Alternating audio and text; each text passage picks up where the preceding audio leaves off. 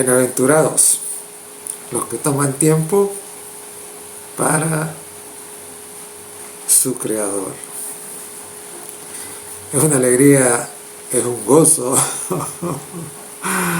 estar con ustedes una vez más, y precisamente nuestra reflexión de hoy tiene que ver con esto, ¿no? Tiene que ver con la felicidad, tiene que ver con la alegría y tiene que ver con el gozo.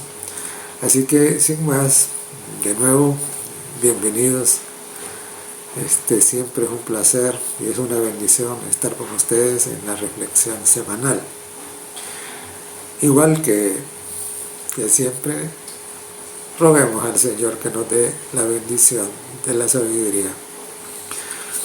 Bendito Padre que estás en el cielo, por favor, activa nuestra mente y nuestro corazón para recibir tu palabra con alegría, con gozo, con gratitud, y que sea tierra fértil para esta semilla que dé fruto para vida eterna. En el nombre de Jesús lo rogamos. Amén. Como dije antes, nuestra reflexión ahora tiene que ver con estos términos que a veces suelen usarse como sinónimos, pero que en realidad no son sinónimos.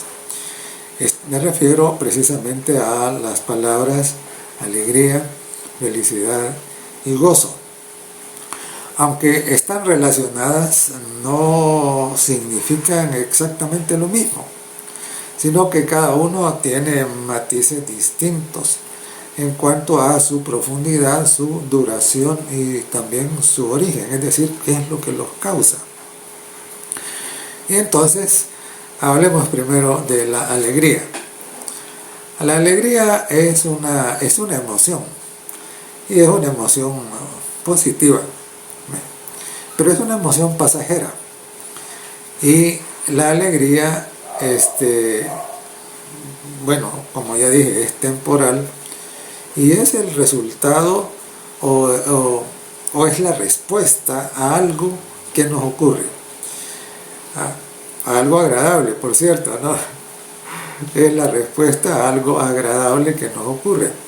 Entonces, por ejemplo, cuando recibimos una buena noticia, cuando nos encontramos con una persona que estimamos mucho, que queremos mucho y que no hemos visto por algún tiempo, cuando obtenemos un triunfo, cuando nos graduamos, por ejemplo, ¿no? Eso nos trae alegría, o cuando alguien cumple un año más de vida, etcétera, ¿no?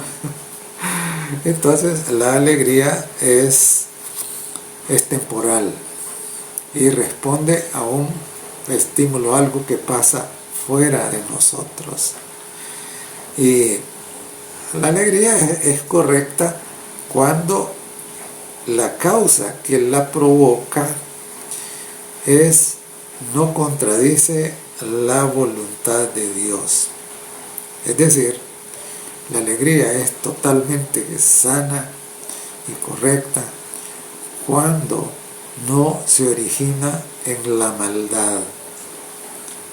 Y, por supuesto, ahora, los malos también pueden tener alegría, pero no es una alegría que surge de algo correcto, de algo bueno. Por ejemplo, un delincuente puede alegrarse de que asaltó a una persona y que no fue capturado. Eso le puede generar que se logró escapar. Es alegría, ¿no? Entonces, la alegría, recuérdelo, la alegría es pasajera y depende de algo externo. Y es correcta cuando la causa que la produce no es contraria a la voluntad de Dios. Y entonces depende de algo que pasa fuera de nosotros. Es momentánea, es temporal y es emocional. Y en Proverbios, el capítulo 4 y el verso 13, leemos lo siguiente. Dice: aún en la risa tendrá dolor el corazón, y el término, dice, de alegría es congoja. Claro, cuando la emoción pasa, porque las emociones son pasajeras, cuando la emoción termina, de nuevo vuelve al estado que tenía antes, que como dice el proverbio, puede ser congoja. Puede ser congoja. Muy bien, eso es alegría. Pero ahora hablemos un poquito de la felicidad. La felicidad, a diferencia de la alegría, es un estado más amplio, es más duradero, es un estado amplio, duradero y de bienestar, de satisfacción con la vida, ¿no? Esto está relacionado con lo que se llama contentamiento. Y igual puede ser influida la felicidad por algunas cosas externas, pero mayormente depende de factores internos, como por ejemplo la actitud, los valores, los propósitos que alguien tiene. Y en la Biblia en realidad la palabra felicidad, por lo menos en las versiones tradicionales, no aparece, sino que aparece con la expresión bienaventuranza. Y por eso es que en las versiones modernas esto es traducido como feliz, felicidad, ¿verdad? Por ejemplo, cuando dice bienaventurados los pobres, entonces dice felices los pobres, ¿no? Entonces, bienaventuranza y felicidad es la misma cosa. Y se expresa en el hebreo. La palabra que expresa felicidad es ashar y significa así, bendito. Significa feliz. Y en griego, bienaventurado es la palabra makarios, que también significa dichoso o bendecido. Entonces, ahora, recuerden, la felicidad, aunque puede ser influida por algo externo, pero tiene su origen en algo interno. Y por eso es que en el Salmo 1 nos dice: bienaventurado el varón que no anduvo en consejo de malos. Dice: ni estuvo en camino de pecadores, ni en silla de escarnecedores se ha sentado. Entonces, y en la ley, dice, de Jehová medita de día y noche. ¿Qué está diciendo? Está diciendo que la felicidad depende de una vida recta. Depende de tener una vida espiritual sana. De eso depende la felicidad. Y claro, en Mateo, el capítulo 5 y el verso 3, dice: bienaventurados los pobres de espíritu, porque de ellos es el reino de los cielos. ¿Por qué los pobres de espíritu son bienaventurados o son felices? ¿Por qué? Porque siendo que no son arrogantes, reconocen que necesitan una guía espiritual, que necesitan la gracia de Dios y por eso lo buscan. Y al buscar a Dios, entonces es que se cumple en ellos lo que dice el Salmo 1, en los versos del 1 al 3, ¿verdad? Entonces, ahora, la felicidad es un estado bendecido de quien vive conforme a la voluntad de Dios y no es una emoción pasajera. Por eso en el Salmo 144 y en el verso 15 dice lo siguiente: dice: bienaventurado el pueblo que tiene esto, bienaventurada la nación que tiene esto. Dice: el pueblo cuyo Dios es Jehová. Entonces, aquí encontramos algo. Fíjense que los malos pueden tener momentos de alegría, pero no pueden tener felicidad. Eso no pueden tenerla. Porque la felicidad es un estado de bendecido de quien vive conforme a la voluntad de Dios. Y por eso también dice en el Salmo 112 y en el verso 1: Bienaventurado el hombre que teme a Jehová y en sus mandamientos se deleita en gran manera. Entonces, ahora, note lo siguiente. Tanto este verso como el Salmo 1 relacionan la felicidad ¿con qué? Con los mandamientos de Dios. Y es que los mandamientos de Dios son una guía para vivir una vida recta.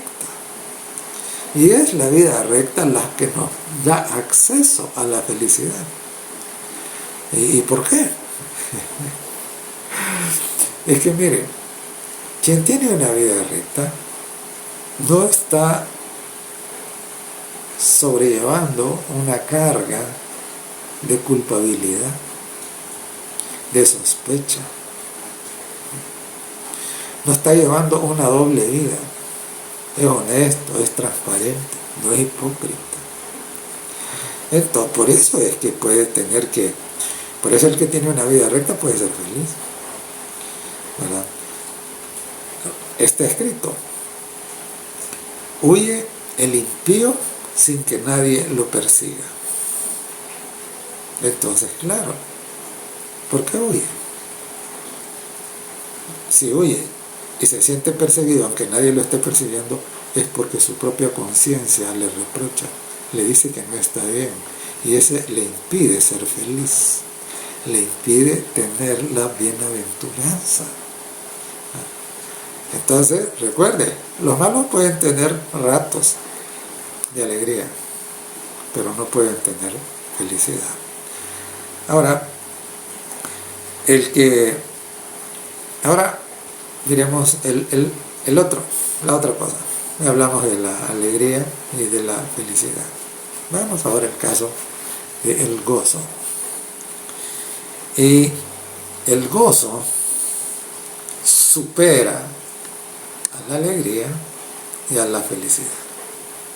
El gozo lo supera. El gozo es un sentimiento profundo que el gozo depende exclusivamente del interior. Es un estado de contentamiento que no depende de las circunstancias externas. Entonces, note usted, la alegría depende de lo que pasa fuera de nosotros, de las circunstancias que nos rodean. De eso depende la alegría. La felicidad depende de nuestras actitudes interiores, pero puede ser afectada por algunas cosas externas. Es como una mezcla. Pero el gozo depende exclusivamente de nuestro interior. Y claro, por eso es que el gozo es más duradero de lo que puede ser la felicidad y, por supuesto, de la alegría. Y en Santiago, y claro, como no depende de las circunstancias externas, por eso es que encontramos algunos pasajes que a veces parecen difíciles de aceptar.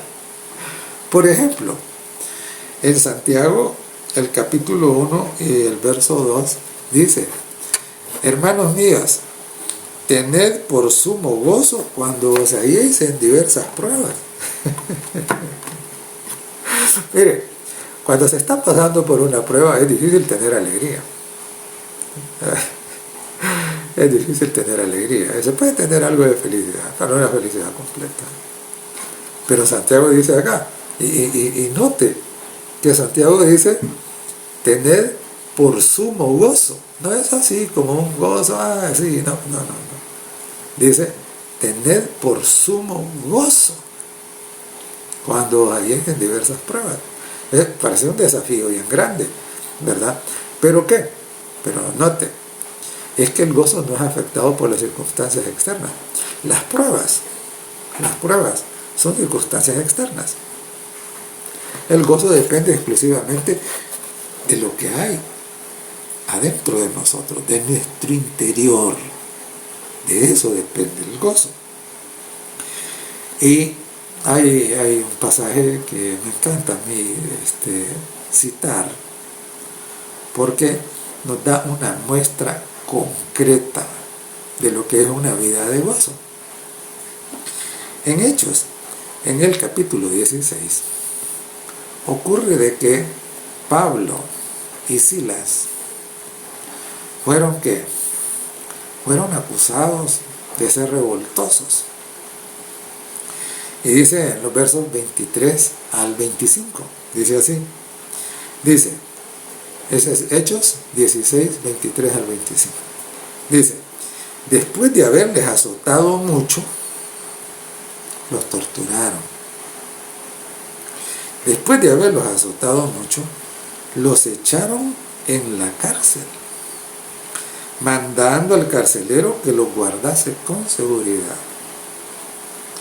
el cual, recibido este mandato, los metió en el calabozo de más adentro y les aseguró los pies en el cepo.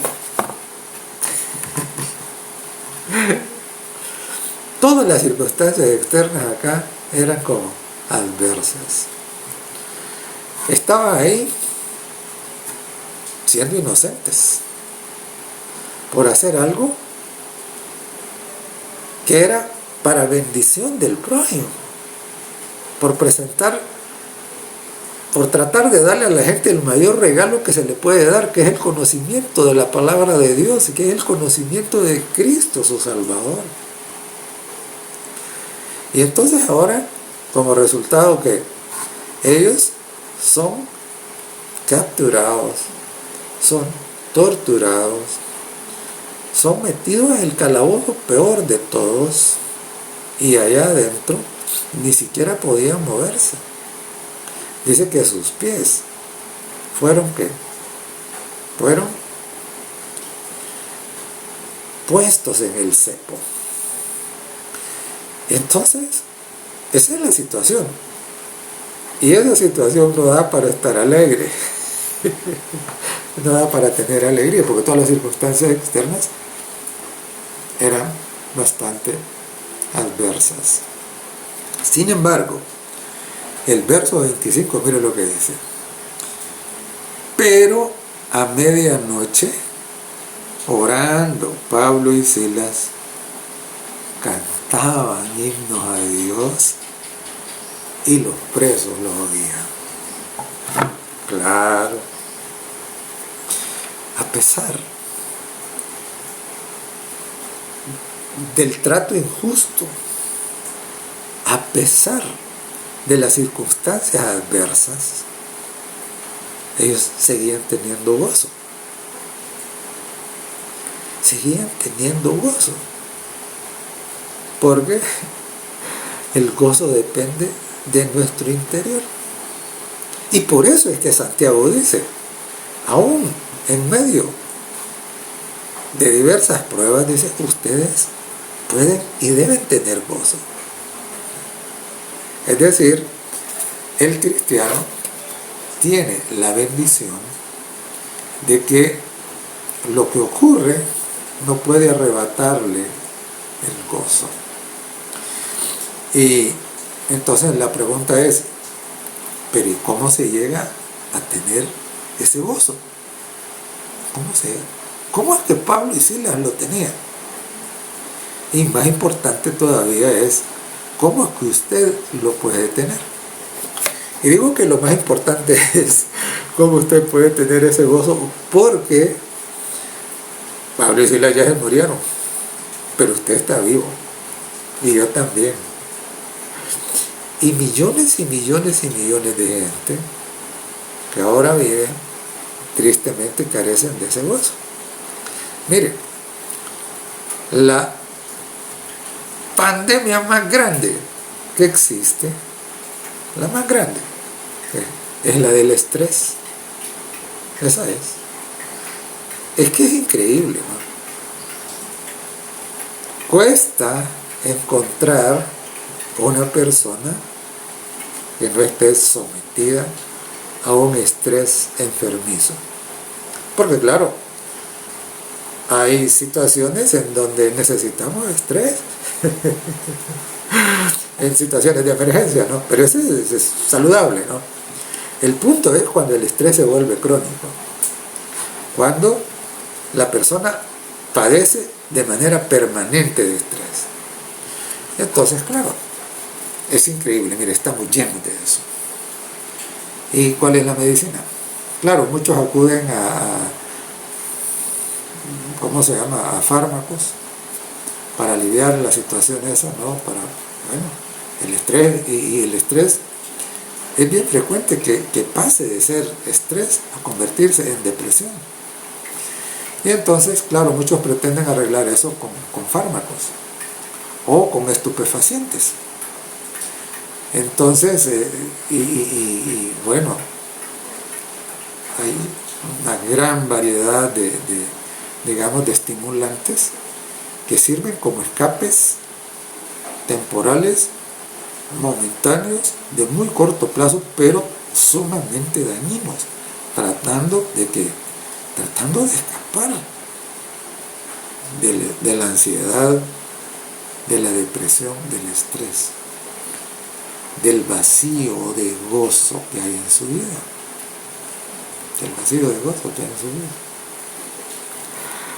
Y entonces, por eso es que es relevante, muy relevante, la pregunta: ¿y cómo puedo tener el gozo que tenían Pablo y Silas? Precisamente en una sociedad mundial en donde prácticamente estamos inmersos en un océano de malas noticias. Entonces, ¿cuál es el secreto? Oiga lo que la palabra de Dios dice. Dice el Salmo 16:11.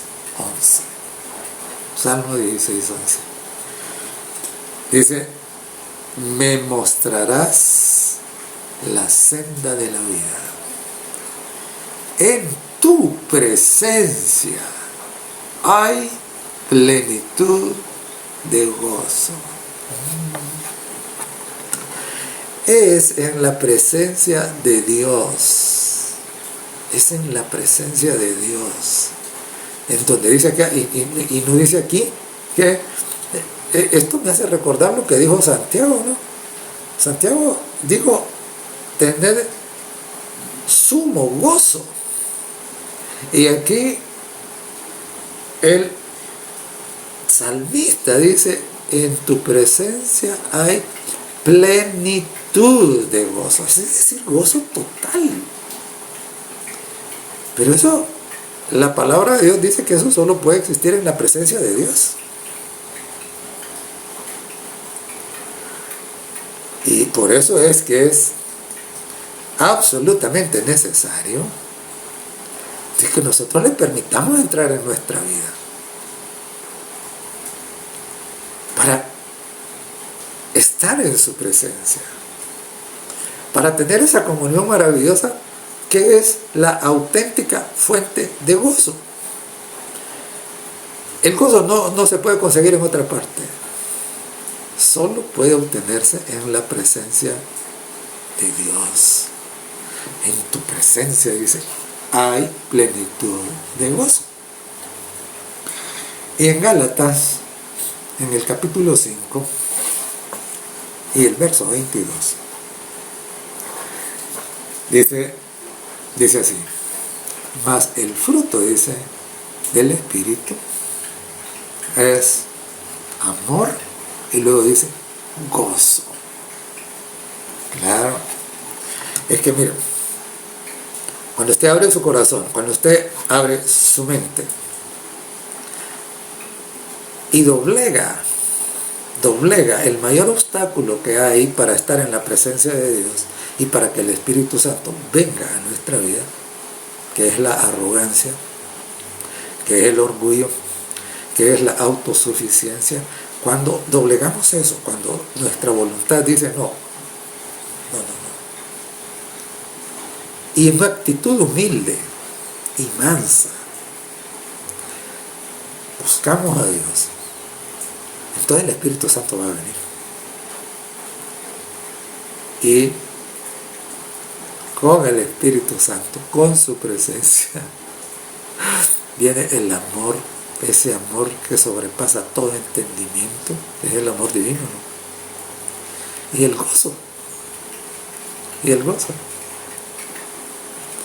Es la presencia del Espíritu Santo la que hacía que Pablo y Silas pudieran cantar después de haber sido torturados, estando presos, con los pies en el cepo, aguantando frío y de seguro también hambre y sed. La presencia del Espíritu Santo. Y es la presencia del Espíritu Santo la que puede hacer, como dice Santiago, que en medio de las pruebas tengamos sumo gozo. Porque el gozo no está condicionado por lo que nos pasa, sino por quien habita en nuestro corazón. Ahora, si en su corazón gobierna su ego, su orgullo, su autosuficiencia, usted no va a poder tener gozo. Para tener ratitos de alegría, pero gozo no. Porque el gozo es un fruto de la presencia del Espíritu Santo. Como dice, en tu presencia hay plenitud de gozo. Ahora, ¿cuándo el ser humano se desprende, sale, deja, le da la espalda a la presencia de Dios? Entonces, el gozo le abandona. El gozo le abandona. Y es muy interesante. Porque el Señor Jesucristo contó una parábola, entre las muchas parábolas preciosas, contó una que es la del hijo perdido. Algunos le llaman el hijo pródigo, ¿no? El hijo perdido. ¿Y qué sucedió? Bueno, él deja la presencia del Padre y se va en busca de lo que él consideraba su realización.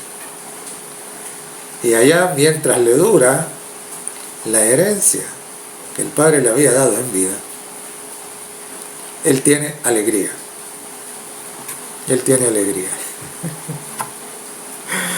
Pero cuando se le acaba lo que era la causa de su alegría, ¿en dónde cae? Cae en una situación que para nada tenía que ver ni con alegría, ni con felicidad, ni mucho menos con gozo. Es cabal lo que dice el verso 13 del capítulo 14 de Proverbios. Dice, y el término de la alegría es congoja. Esto es lo que le pasaba, lo que le pasó al hijo pródigo, al hijo perdido. Dejó la presencia del Padre. Dejó la presencia del Padre. Y se fue. Tuvo un momento de alegría, sí. Pero luego, ¿qué?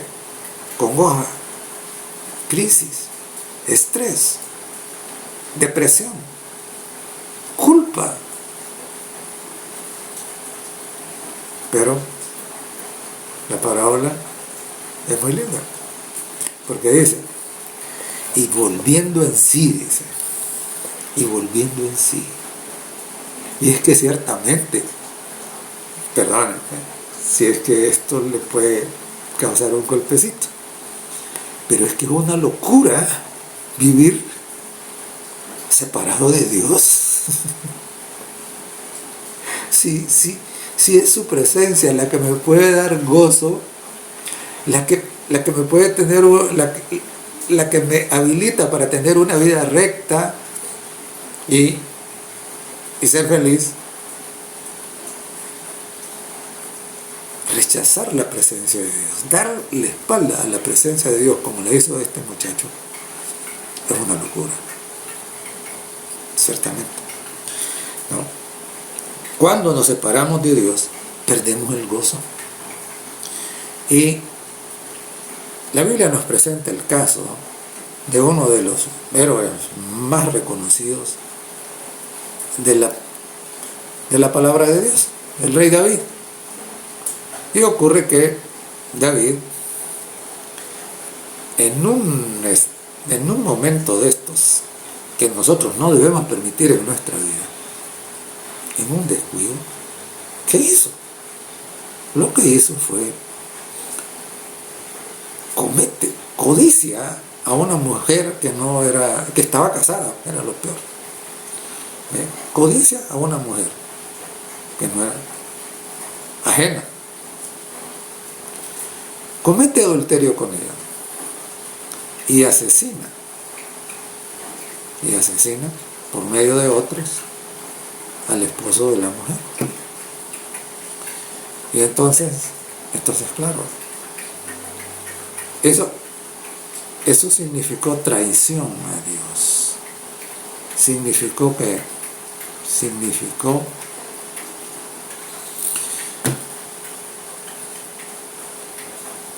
algo terrible, ¿no? Y a David le trajo pérdida de gozo.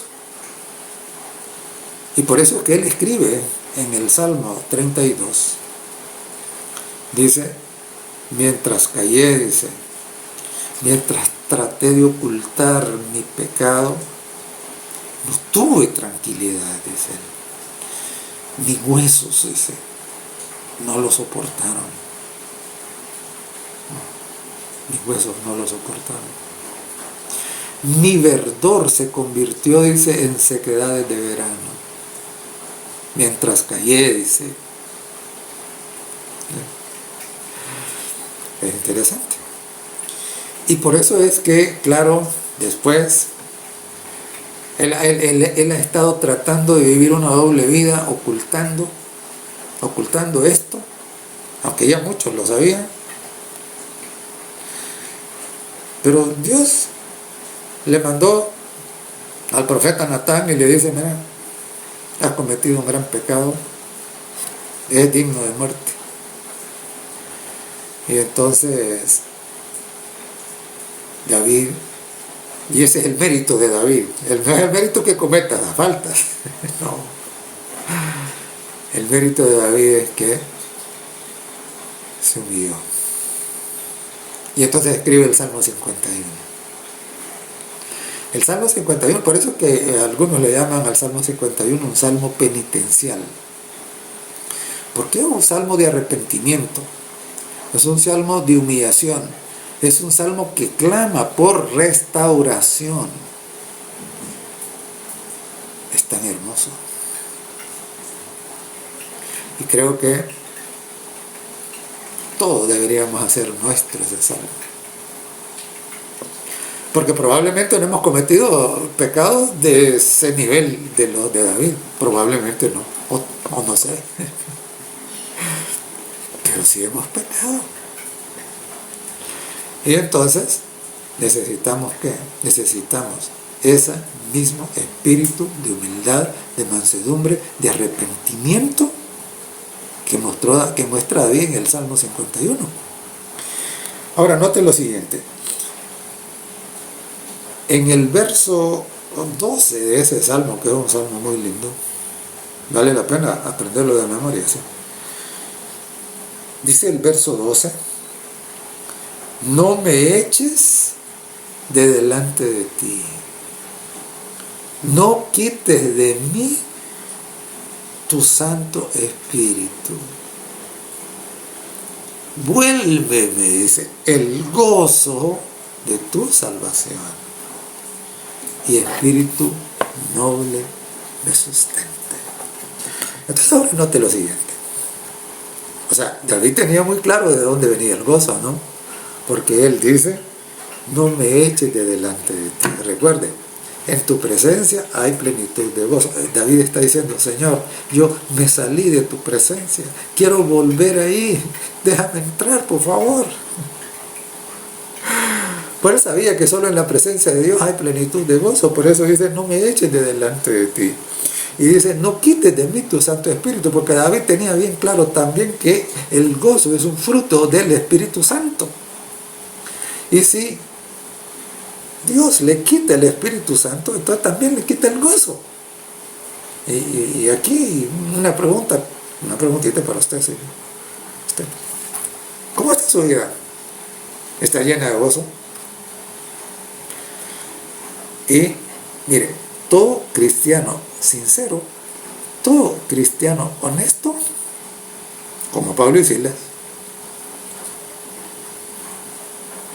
va a tener gozo de manera natural. No es que se va a esforzar por tener el gozo, no. El gozo le va a brotar, el gozo va a ser algo normal en su vida.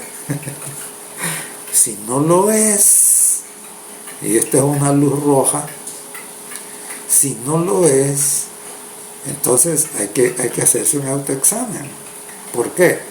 Porque a lo mejor entonces no estoy viviendo en la presencia de Dios. A lo mejor el Espíritu Santo no está gobernando mi vida, aunque vaya a la iglesia.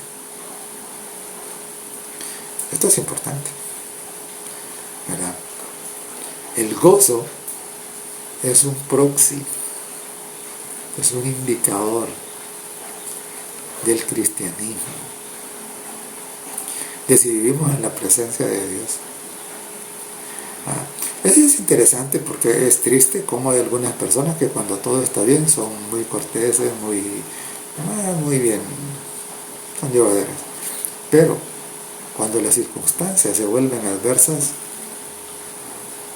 maldicen, se quejan, se amargan, se resienten.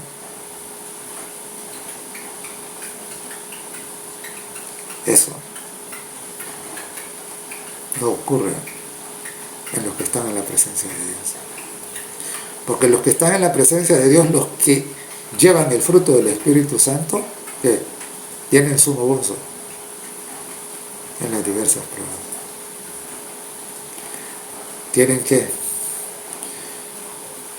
Tienen plenitud de gozo porque están en la presencia de su Dios, que es poderoso, que no se equivoca y que hace que todo obre para bien de los que le aman. Entonces,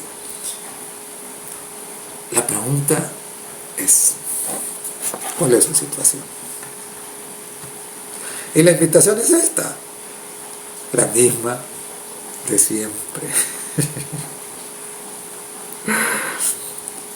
Si usted ya entregó su vida al Señor, asegúrese de permanecer en su presencia. Si no lo ha hecho, hágalo. Y es muy interesante, ¿por qué? Porque el gozo de vivir en la presencia de Dios, el gozo que es capaz de caminar sobre las aguas de la adversidad sin hundirse, ese es indescriptible y es incomprensible para el que no lo ha vivido. Por eso, la invitación hoy y siempre es esta: deje entrar al Señor Jesucristo en su vida, entréguese a Él, manténgase en la presencia de Él, entregue el gobierno de su mente y de su corazón al Espíritu Santo, y esto le va a permitir tener alegría, felicidad y sobre todo gozo. Y dice, en tu presencia hay plenitud de gozo, delicias a tu diestra para siempre. Ojalá que esto, si es que no lo ha hecho ya, transforme su vida de una vida gris a una vida esplendorosa, iluminada por la presencia de Dios y de su gran amor. Que Dios le bendiga. Bendito Padre que estás en el cielo, gracias porque ciertamente, a pesar de que vivimos en medio de un océano de dificultades, de maldad, en medio de todo eso, tu compañía, estar en tu presencia, nos puede permitir tener una actitud gozosa y disfrutar de la vida aún en esas condiciones. Sea bendito tu nombre, Señor. Te alabamos y te bendecimos. Y bendice, Padre, a cada uno de los que toman tiempo para recibir esta reflexión. En el nombre de Jesús te lo rogamos. Amén.